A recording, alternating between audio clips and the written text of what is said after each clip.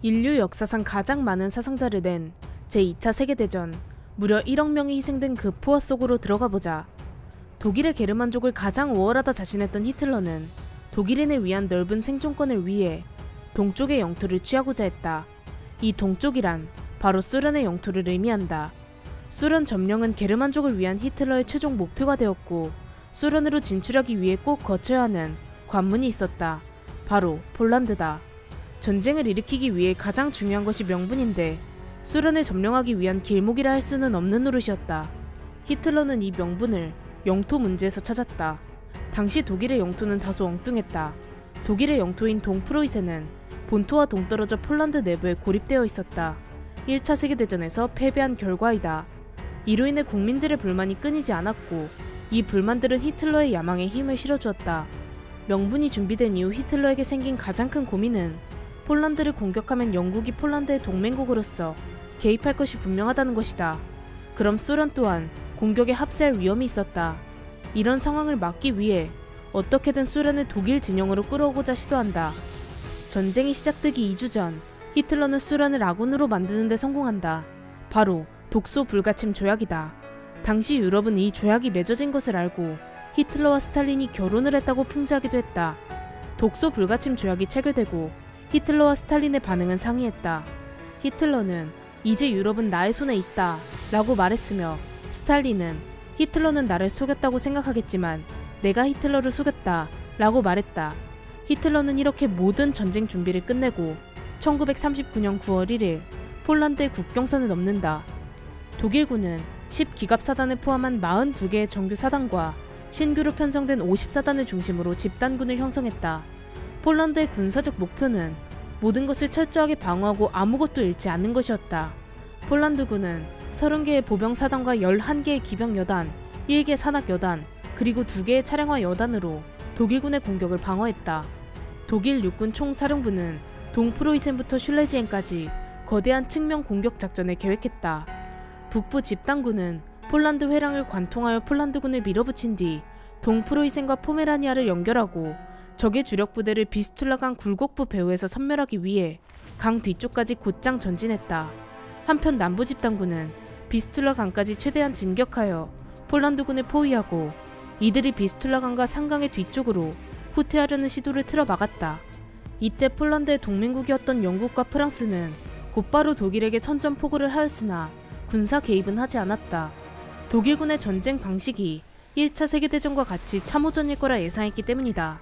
전쟁이 적어도 2주 동안은 교착 상태일 것으로 예상한 것이다. 하지만 이러한 연합국의 판단은 완전히 틀렸다. 독일의 전투 양상은 1차 세계대전과는 달랐다. 독일이 기갑병력의 파괴력과 기동성을 알아보고 전격전이라는 새로운 교리를 만들었기 때문이다. 전격전은 기갑병력의 기동력을 최대한 끌어올려 적의 진영으로 빠르게 침투해 지휘 계통을 무너뜨리는 전술이다.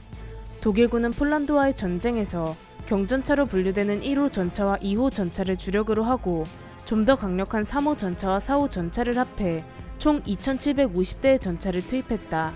전차들이 빠른 속도와 압도적인 화력으로 적의 방어막에 구멍을 만들면 전차가 지나온 길에는 보병을 비롯한 병력들이 후방이 뚫리지 않도록 보조했다. 이런 방식으로 5개의 군이 흩어져서 폴란드를 억제했다. 14군, 8군, 10군, 3군, 4군이다.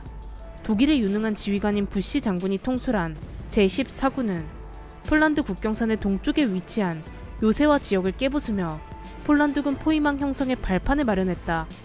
직접적인 포위망 형성은 엘리트 중의 엘리트 기갑 장교인 클라이스트 장군이 남쪽 방향으로 진격하며 포위망을 형성했다. 14군의 초기 전투는 매우 어려웠음에도 결국 포위망 형성에 성공한다. 그런데 폴란드군이 포위망 형성을 미리 인지하면서 적절한 시기에 전장에서 이탈하는 데 성공하며 독일군은 완벽한 포위망 형성에 실패했다. 하지만 전장에서 이탈한 폴란드군을 끈질기게 추격한 독일군은 폴란드군을 앞지르며 추격에 성공한다. 14군의 목표는 폴란드군의 섬멸보다는 혼란을 주어 조직력을 무너뜨리는 것이었다. 이 목표는 성공적으로 달성했다. 반면 8군, 10군은 폴란드군과 비스툴라 강에서 결정적인 전투를 벌였다. 8군보다 상대적으로 강한 10군이 선두를 맡았고, 상대적으로 약한 8군이 북쪽 취약 공간을 맡았다. 전투가 시작되고 독일의 전투기들은 주요 도시를 향해 폭격했다. 전차와 보병이 진격할 때는 포병의 정확한 포격이 뒤따랐다. 그들은 독일군의 공격이 제1차 세계대전과 같이 아무 의미 없는 돌격이라 생각했지만 전혀 아니었다. 독일군은 마치 약속이라도 한 듯이 모든 행동이 질서정연했다. 기본적으로 폴란드군은 전격전이라는 전술을 모르고 있었다. 차량과 장비를 앞세워 돌격한 독일군에게 폴란드는 자전거 부대로 맞서야만 했다. 무장도 뒤떨어지고 전술마저 구식이었던 폴란드군은 독일군의 기습을 받고 패닉에 빠졌다. 그렇게 독일군은 9일 동안 순조로운 전투를 치렀다. 결과적으로 10군은 중부 지역에 주둔한 폴란드군을 포위하는 데 성공했으며 9월 9일에는 첫 번째로 1개 군에 대한 포위망을 완성하는 업적을 기록한다. 10군의 공세로 인해 폴란드 공군은 전멸했으며 폴란드의 보급로와 통신망까지 모두 막혀버렸다. 치열한 전투를 치른 폴란드군은 작전 지휘력까지 상실했다. 비스툴라 강 부근까지 폴란드군을 몰아세운 독일군에게는 고민이 생겼다. 폴란드군의 전략 목표가 비스툴라 강 앞에서 결정적인 전투를 벌이는 것인지 아니면 비스툴라 강 뒤에 방어선으로 후퇴하기 위해 지연 작전을 펼치는 것인지에 대해서다. 이는 전쟁의 승패를 가를 수도 있는 문제였기에 독일군은 폴란드의 전략을 어떻게든 파내고자 했다. 이때 독일군에게 위기가 한번 찾아온다. 바로 1939년 9월 10일 북쪽의 8군이 적의 대규모 기습을 받으며 패배했다. 이는 곧 8군이 방어하는 지점에 폴란드의 대규모 병력이 주둔하고 있다는 것이다. 결과적으로 독일군은 폴란드군이 강을 넘지 않고 강 앞에서 전투를 벌일 전략이라는 것을 알게 되었다. 뜻밖의 패배를 겪은 독일군은 이런 상황을 해결할 방법을 모색한다. 그것은 공수를 뒤바꾸는 것이었다. 지금껏 독일이 공격을 하고 폴란드군이 막는 입장이었다면 이 상황을 뒤집고자 한 것이다. 공격보다는 방어가 전력 손실이 적기 때문이다. 8군은 폴란드군이 공격하게끔 지속적으로 압박하며 수비와 공격을 바꾸는 것에 성공한다. 8군은 적들의 돌격을 막아내고 적들의 전력이 약해졌을 때 공세를 시작한다. 그 다음 8군이 북쪽과 서쪽에서 전투를 할 동안 10군의 2개의 군단이 남쪽에서 전투에 참여한다. 이와 더불어 이미 적의 후방까지 진격한 3군과 4군에 소속된 2개의 군단이 전투에 참여하며 포위망 형성에 도왔다. 이렇듯 아주 큰 전투를 마치고 폴란드군의 진영은 풍비박산났지만 저항은 18일까지 지속했다. 독일군은 320문의 야포, 130기의 비행기, 40대의 전차와 8만 명의 포로를 얻고 전투가 마무리된다. 이제 폴란드가 지킬 수 있는 곳은 수도인 바르샤바만이 남았다. 전투에서 살아남은 잔존 병력과 예비대는 바르샤바 방어에 총동원되었다. 마지막 남은 바르샤바를 점령하는 임무는 8군과 10군, 14군에게 주어졌다. 독일군은 바르샤바를 공략하기 위해 모든 포병 병력을 이용하기로 결정한다. 이때 공격을 맡은 모든 포병 전력은 정비 시간과 이동 시간으로 인해 적어도 9월 25일 이후 이용이 가능했다. 하지만 9월 17일 소련이 참전하면서 히틀러는 다급해진다. 히틀러는 적어도 9월 말까지 독일군이 바르샤바를 점령해야 한다고 재촉했다. 그렇게 바르샤바를 공격하되 최소한의 병력 손실만을 감수하고자 했다. 독일의 사령관들은 절대 시가전은 안 되며 오로지 시외곽의 잔존 병력과의 교전만을 허락했다.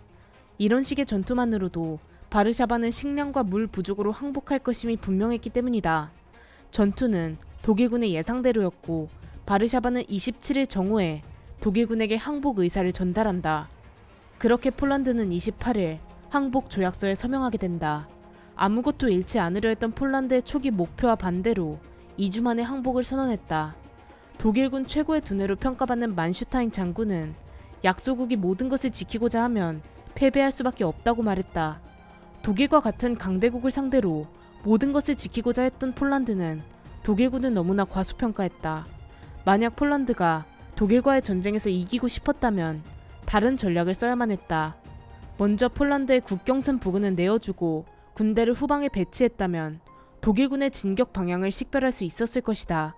그렇다면 적어도 전투 초반에 동프로이센과 포메라니아 방면의 독일군이 연결되는 것을 지연시킬 수 있었을 것이다. 아마 시간이 흐르면서 영국과 프랑스의 지원도 도착했을 것이다.